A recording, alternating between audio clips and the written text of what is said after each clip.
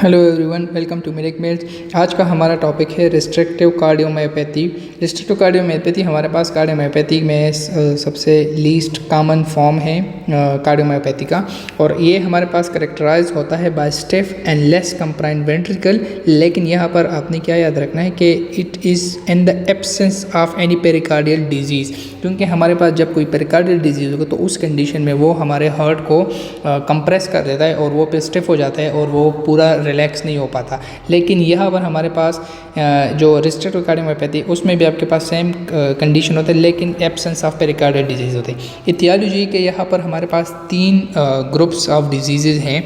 सबसे पहले हमारे पास है ऑटो इम्यून डिजीज़, जिसमें हमारे पास क्लेरोडर्मा, पोलियोमायोसाइटिस और डर्मेटोमायोसाइटिस, ये हमारे पास कॉज करते हैं रिस्ट्रिक्टिव कार्डियोमायोपैथी को। दूसरा जो ग्रुप है हमारे पास, वो है हमारे पास इन्फिल्ट्रेटिव डिजीज़ है। उसमें हमारे पास आता है अमाइलोइडोसिस, सार्कोइडोसिस और हीमोक्रोमेटोसिस, जिसमें आपके पास ओएसिस जो जितने भी इन्फेक्शन हैं वो सारे आपके पास रिस्ट्रिक्टिव कार्डियोमायोपैथी को कॉज कर देते हैं। और लास्ट आपके पास ग्लाइकोजन स्टोरिंग डिजीज़, जिसमें आपके पास गॉशेयर डिजीज़ है, फेब्री डिजीज़ है और हर्ले डिजीज़ है। तो ये आपके पास मेन तीन ग्रुप ऑफ डिजीज़ है जो काज करते हैं रिस्ट्रिक्टिव कार्डियोमायोपैथी को। तो इस कंडीशन में आपके पास जो है क्या हो जाता है कि आपका जो मायोकार्डियम है उसके अंदर कुछ इन्फिल्ट्रेट्स बन जाते हैं। तो वो इन्फिल्ट्रेट जो है आपके मायोकार्डियम को डैमेज कर देते हैं। तो इसके जो क्लिनिकल फीचर्स है रिस्ट्रिक्टिव कार्डियोमायोपैथी के, मोस्ट कॉमनली राइट साइड पर ज़्यादा होते हैं as compared to left side. अब इसके लेफ़्ट साइड जो है वो कम है, तो राइट साइड के जो सिम्टम्स है राइट हार्ट के, तो वो हमारे पास पेरिफेरल एडीमिया होता है, जिसमें हमारे पास हेपेटोमेगेली भी आ जाती है, एसाइटिस भी आ जाती है और अनासार्का भी आ जाता है। और पल्मोनरी एडीमा जो हमारे पास कम होता है बिकॉज राइट साइड जो है वो ज़्यादा है as compared to left side. Mural thrombi in patient में मोस्ट कॉमन है, क्योंकि आपके पास जो लेफ्ट वेंट्रिकल है वो प्रॉपर तरीके से डायस्टोली नहीं हो रहा, तो आपका ब्लड जो है वो एट्रिया में, लेफ्ट एट्रियम में रह रहा है, तो उसकी वजह से वहाँ पर थ्रोम्बी के चांसेस बन जाते हैं ज़्यादा। और इसके साथ साथ डिस्पनिया एंड फटीग जो है वो भी इन पेशेंट में कॉमन है।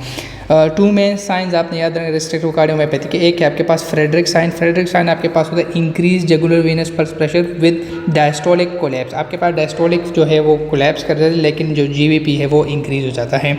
और कास्मोल साइन आपके पास increase JVP on inspiration, plus आपके पास third and fourth heart sound भी मिलेगा। तो ये आपके पास दो साइंस है, फ्रेडरिक साइन और कास्मोल साइन। तो ये दोनों आपके पास होते हैं हाइपरट्रॉफिक ऑब्स्ट्रक्ट ये आपके पास होते हैं रिस्ट्रिक्टिव कार्डियोमायोपैथी में।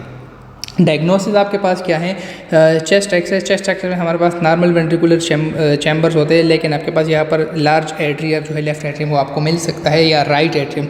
हमारे पास अगर मोस्टली राइट साइड है तो आपके पास राइट एट्रियम यहाँ पर इनलार्ज होगा, क्योंकि आपके पास वेंट्रिकल जो है वो प्रॉपर रिलैक्स नहीं हो रहा, तो लेफ्ट एट्रियम को ज़्यादा फोर्स के साथ ब्लड को पुश करना पड़ेगा, तो इसलिए वो हाइपरट्रॉफी हो जाती है उसकी।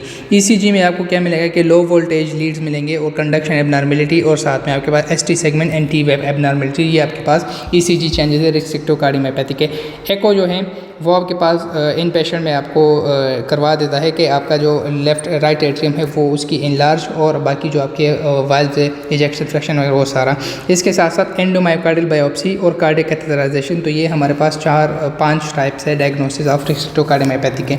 मैनेजमेंट हमारे पास रिस्ट्रिक्टिव कार्डियोमायोपैथी के कोई भी स्पेसिफिक ट्रीटमेंट नहीं है, लेकिन हमारे पास क्या है कि अंडरलाइन जो काजेज है, जो 3 ग्रुप्स ऑफ डिजीज़, अगर हम उसको ट्रीट करें तो हमारे साथ ये मसला जो है थोड़ा सा प्रिवेंट हो सकता है और ज़्यादा सीवियर नहीं हो। लेकिन अगर इंतहाई सीवियर कंडीशन होगी तो उस कंडीशन में हमारे पास कार्डियक ट्रांसप्लांटेशन जो है वो मोस्ट प्रोमिनेंट है।